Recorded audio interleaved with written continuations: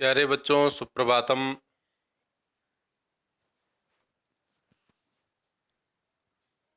काव्यखंड के अंतर्गत आज हम तीसरा पाठ पढ़ने जा रहे हैं।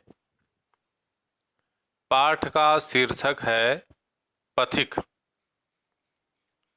पथिक आप समझते होंगे किसे कहते हैं। पथिक मैंने राही, राह पे चलने वाला, पथ पे चलने वाला पथिक। कैसा पथिक है ये संसार के दुखों से दुखी होकर के प्राकृतिक सौंदर्य की ओर यह पथिक चला जा रहा है और वहीं बसना चाहता है। अब संसार में नहीं रहना चाहता, प्रकृति के सौंदर्य के बीच में रहना चाहता है। ठीक है, तो ध्यान से सुनेंगे, समझेंगे। ये परीक्षाओं में भी आएगा इस पाठ से, इसलिए ध्यान से सुनेंगे। प्रतिक्षण नूतन वेश बनाकर रंग बिरंग निराला, रव के सम्मुख थिरक रही है नभ में वारिद माला। नीचे समुद्र मनोहर, ऊपर नील गगन है, घन पर बैठ बीच में विचरूं, यही चाहता मन है। हाँ, देखो क्या कह रहे हैं। प्रतिक्षण नूतन वेश बनाकर, प्रतिक्षण मैंने हर क्षण, नूतन वेश नया नया वेश बना रहा है। कौन? रंग बिरंग निराला, आकाश। आकाश में क्या है? रंग बिरंगे रंग है ना। तो जैसे इंद्रधनुष आ जाए तो उसमें कई रंग दिखाई देते हैं। कभी आसमान स्वच्छ होता है, कभी बादल होते हैं, है ना, कभी घने बादल होते हैं, काला बादल होता है ना। तो ऐसे ही ये प्रकृति क्या कर रही है, पूरी प्रकृति के लिए कह रहे हैं। कभी जंगल हरे भरे होते हैं तो कभी कंकड़ सूखे भी होते हैं, है ना। तो ये प्रकृति क्या है, प्रतिक्षण क्या कर रही है, अपने वेश को बदल रही है और नया नया वेश धारण कर रही है। तो प्रतिक्षण नूतन वेश बनाकर रंग बिरंग निराला, कई रंग इस प्रकृति में हैं, चारों ओर फैले हुए हैं, है ना। विविध रंगों के फूल हैं, पुष्प हैं, है ना, और विविध प्रकार की वनस्पतियां हैं, फल हैं। तो ये प्रकृति क्या कर रही है, अपने आप को मानो सजा रही है और प्रतिक्षण क्या कर नया नया वेश धारण कर रही है। रवि के सम्मुख थिरक रही है नभ में वारिद माला। वारिद माला मैंने जो बारिश होती है, तो बारिश धारा के रूप में होती है ना। कभी कभी तेज बारिश होती है तो बोलते हैं ना मूसलाधार बारिश हो रही है, यानी कि मूसल के बराबर मोटी। तो धारा रूप में जब बारिश होती है, कभी तो छींटे पड़ते हैं तो बूंदाबांदी उसको बोलते हैं, है ना। जो तेज बारिश होती है तो ऐसा लगता है जैसे धार पड़ रही हो ऊपर से, है ना। तो नभ में वारिद माला मैंने आकाश में बारिश की माला बन गई है और वो थिरक रही है किसके सामने? बोले रवि के सम्मुख। रवि मैंने सूर्य, सूर्य के सम्मुख क्या है, वो वारिद माला नाच रही है ना। कई बार होता है ना, धूप भी दिखाई देती है और बारिश भी हो रही होती है। तो मानो क्या है, कभी उसी का वर्णन कर रहा है कि रवि के सम्मुख या सूर्य के सम्मुख ये वारिद माला नाच रही है ना, थिरक रही है ना। नीचे नील समुद्र मनोहर, ऊपर नील गगन है। और कैसा सुंदर वर्णन है। बोला नीचे तो नीला मनोहर समुद्र है, मन को हरने वाला नीला समुद्र, चारों ओर पानी ही पानी, पानी के अलावा कुछ नहीं दिखाई देता। लहरें आ रही हैं, एक लहर आ रही है, वो टूटती है, दूसरी लहर पीछे से आ रही है और ये सतत चलता रहता है ना। तो नीचे नील समुद्र मनोहर, ऊपर नील गगन है। क्या कह रहे हैं कभी यहाँ पर कि नीचे तो नीला समुद्र है और ऊपर नीला आकाश है, दोनों ओर नीला ही नीला है ना। जब समुद्र के किनारे तट पर बैठ करके देखो तो समुद्र भी नीला दिखाई देता है और ऊपर आकाश जब स्वच्छ होता है तो वो भी बिल्कुल नीला दिखाई देता है ना। और घन पर बैठ बीच में विचरूं, यही चाहता मन है। मेरा मन क्या कर रहा है, मेरा मन कर रहा है कि मैं बादलों में बैठ जाऊं और इन दोनों नीलिमा के बीच में मैं विचरण करूं।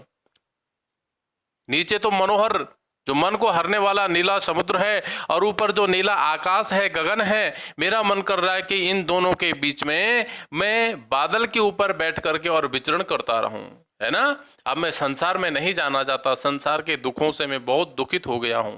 संसार में बहुत सुख को ढूंढा लेकिन सुख नहीं मिला। सुख मिल रहा है तो प्रकृति में ही मिल रहा है, प्रकृति के सौंदर्य में ही वास्तविक सुख है ना। तो मेरा मन कर रहा है कि मैं बादलों के बीच में, बादलों में बैठ करके और उन दोनों नीलिमा के बीच में विचरण करता रहूं। ठीक है, अगला पद देखो।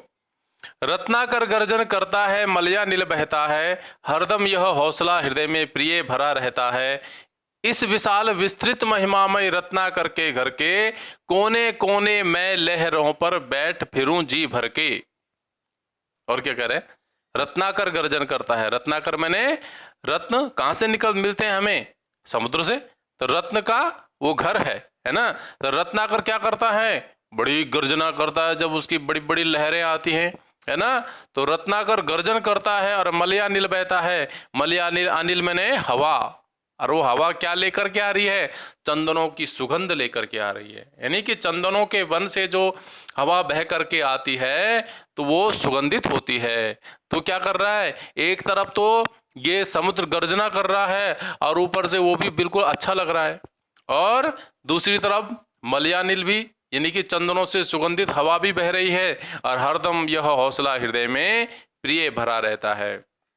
अपनी पत्नी से कह रहा है कि यह हौसला हृदय में भरा रहता है कि इस विशाल विस्तृत महिमामय रत्नाकर के घर के कोने कोने मैं लहरों पर बैठ फिरूं जी भर के।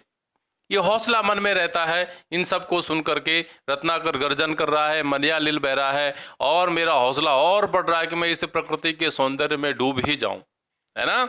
तो रत्नाकर समुद्र कैसा है? विशाल विस्तृत महिमा वाला है। ऐसे जो विशाल विस्तृत और महिमा वाला रत्नाकर है, जो समुद्र है, मेरा मन कर रहा है कि मैं इसके घर के एक एक कोने में जाकर लहरों में बैठ करके इसके घर के कोने कोने में जी भर के घूम के आऊं, है ना? पहले तो कह रहा है कि मैं इन दोनों नीलिमा के बीच में बादलों में बैठ करके विचरण करूं, और अब इसका कवि कह रहा है, जो नायक है इस कविता का,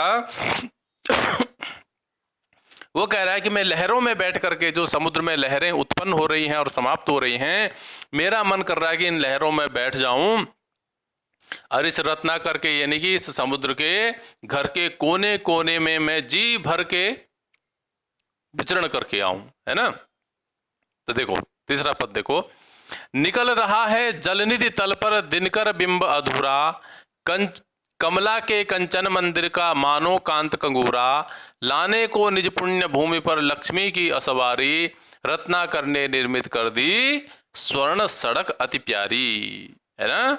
और क्या कह रहे हैं कभी यहाँ पर? समझ में आ गया ना ऊपर दोनों पद? समझ में ना आए तो पूछ लेना। तीसरा पद देखो, निकल रहा है जलनिधि तल पर दिनकर बिंब अधूरा। जैसे सूर्य उदय होता है तो हमको तो लगता है कि पहाड़ के पीछे से सूर्य निकल रहा है ना? जब भी सूर्योदय के समय देखो या सूर्यास्त का समय देखो, ऐसा लगता है पहाड़ के पीछे से सूर्य उदय हुआ है ना?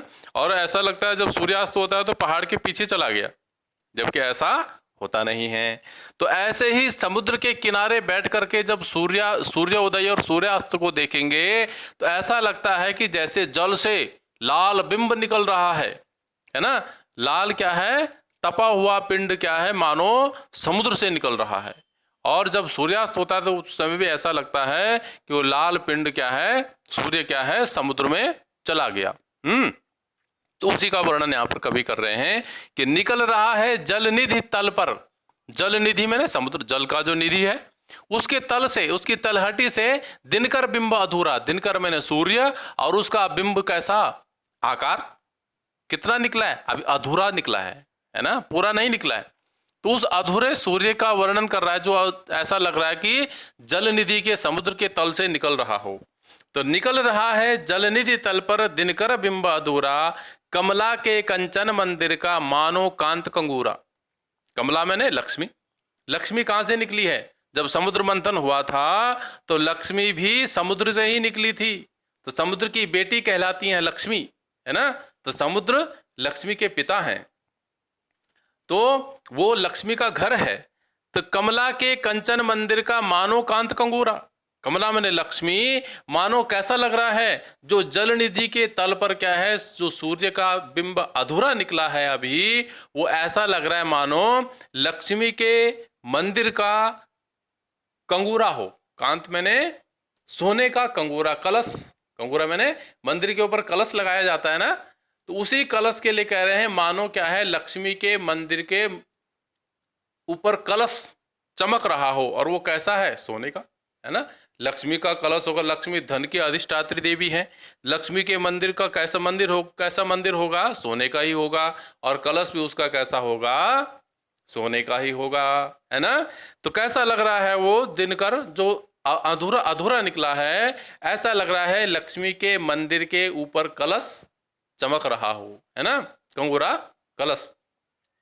तो लाने को निज पुण्य भूमि पर लक्ष्मी की असवारी, रत्नाकर ने निर्मित कर दी स्वर्ण सड़क अति प्यारी।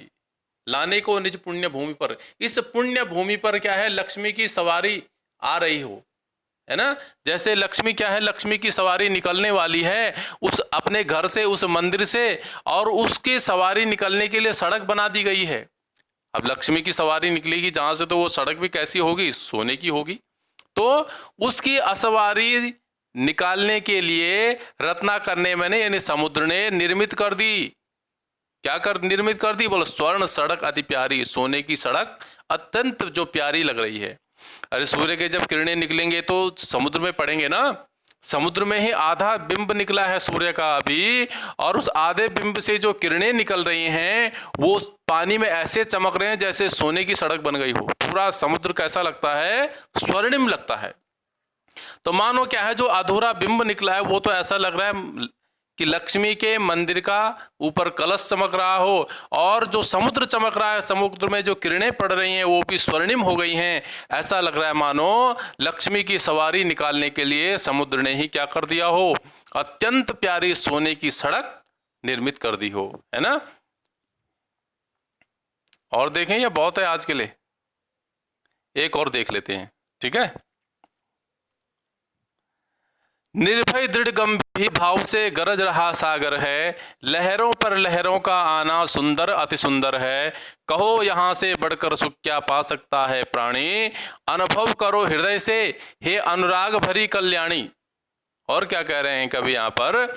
समुद्र कैसा है? निर्भय है। समुद्र को किसी का भय नहीं है।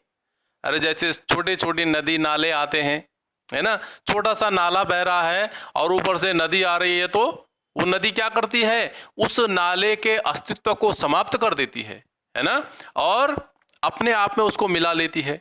माने जाए कोई छोटा नाला आ रहा है और उसका कोई नाम है, उसका अस्तित्व है, जब तक वो स्वतंत्र रूप से बह रहा है, और ऊपर से गंगा जी आए, गंगा जी ने उसको अपने आप में समेट लिया। अब उस नाले का ना तो वहां से नाम, ना उसका कोई स्वरूप। अब ना तो वो नाला दिखाई देता है, ना उसका वहां से कोई नाम ही रहेगा। अब वो नाला गंगा जी में मिल गया तो वो भी गंगा जी ही कहलाएगा, है ना। तो ऐसे समुद्र को किसी का भय नहीं है कि समुद्र को कोई मिटा दे। जैसे उस नाले को गंगा जी ने मिटा दिया, किसी नदी ने मिटा दिया, ऐसे ही समुद्र को मिटाने वाला कोई नहीं है। तो कैसा है वो? निर्भय है, उसको किसी का भय नहीं है, और दृढ़ है। तो नदी जैसे उछल कूद करते हुए बहती है, समुद्र ऐसा नहीं बहता। वो दृढ़ है और गंभीर है, वो अपनी मर्यादा को कभी नहीं लांघता है ना। समुद्र जब लांघता है अपनी मर्यादा को तो फिर तो सुनामी ही आती है, जब उसमें भूकंप आता है ना। तो वैसे समुद्र क्या होता है? दृढ़ होता है, गंभीर होता है, और उसको किसी का भय भी नहीं है। तो इस भाव से समुद्र क्या कर रहा है? गरज रहा है, गर्जना कर रहा है।